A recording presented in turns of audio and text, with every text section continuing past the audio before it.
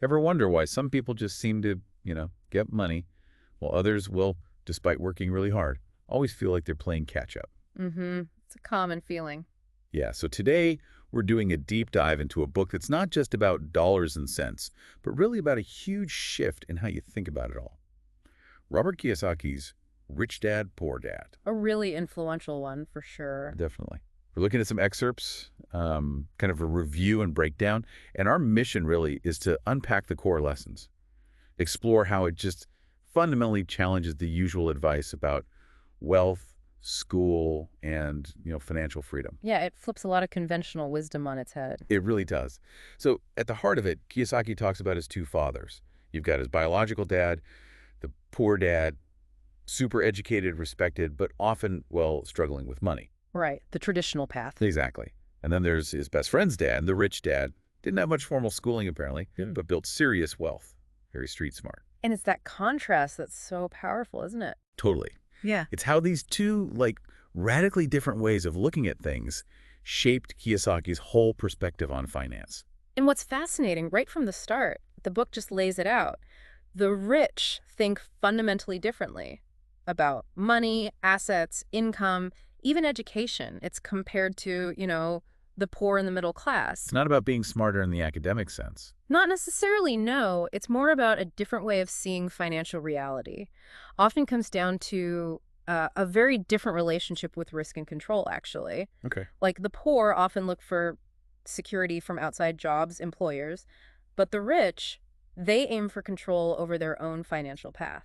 That makes sense. And that leads right into the book's main idea, doesn't it? That really powerful quote. It's not how much money you make. It's how much money you keep and how hard it works for you. Yeah. Exactly. And Kiyosaki's big point is that financial education, it's just missing from regular school. Yeah, a huge gap. He argues that this basically trains people to work for money. Instead of learning how to make money work for them. Right. So this deep dive, hopefully it gives you some solid perspectives to maybe, shift your own approach. Doesn't matter where you're starting from financially. Absolutely. It's about that mindset shift first. Okay, so mindset shifted. Yeah. Where does Kiyosaki say you should, start applying this stuff? He talks about the rat race. Ah, yes, the rat race. That cycle, Yeah. The 9 to 5, get the salary, pay the bills, live with what feels like security, but it's more like a hamster wheel. Mm-hmm. Keeps you running.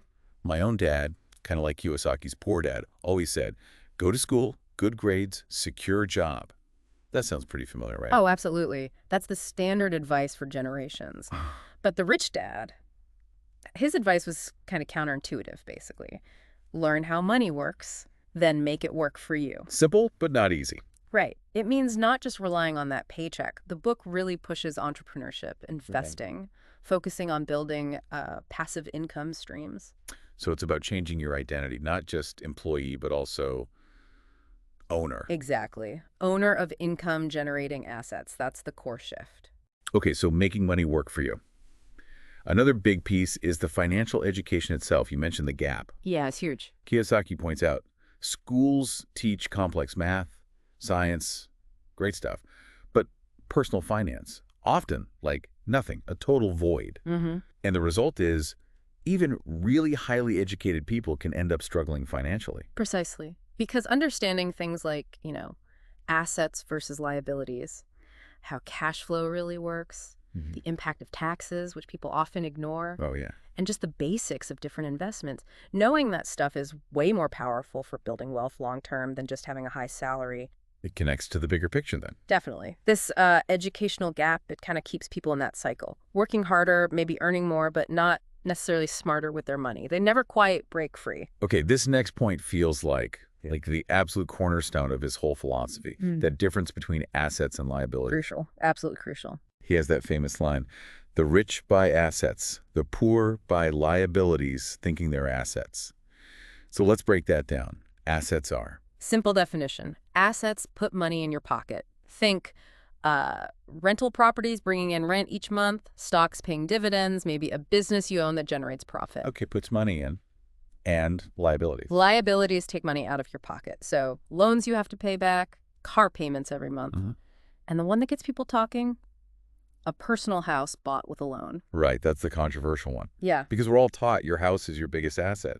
How does he justify calling it a liability? Well, he focuses purely on cash flow. Now, your house might go up in value over time, sure. Yeah. Appreciation is possible. Okay. But month to month, it costs you money. Mortgage payments, property taxes, insurance, repairs, maintenance. It's a constant outflow of cash. It doesn't generate income for you. So it's draining your cash flow, not adding to it. Exactly. And he calls this the middle-class trap. It's not just the expense itself, but the psychology. People earn more, so they buy a bigger house, a fancier car, more liabilities. They feel richer, but they're just increasing their expenses, thinking these things are assets. Instead of investing in things that actually pay them. Right. The rich mindset, he says, is invest in assets first.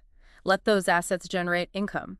Then use that income to buy the luxuries, like the bigger house or nicer car, later on. Wow, that's completely flipping the script on how most people approach big life purchases. It really is. Build the income streams first, then fund the lifestyle. Okay, building on that, his advice is pretty direct.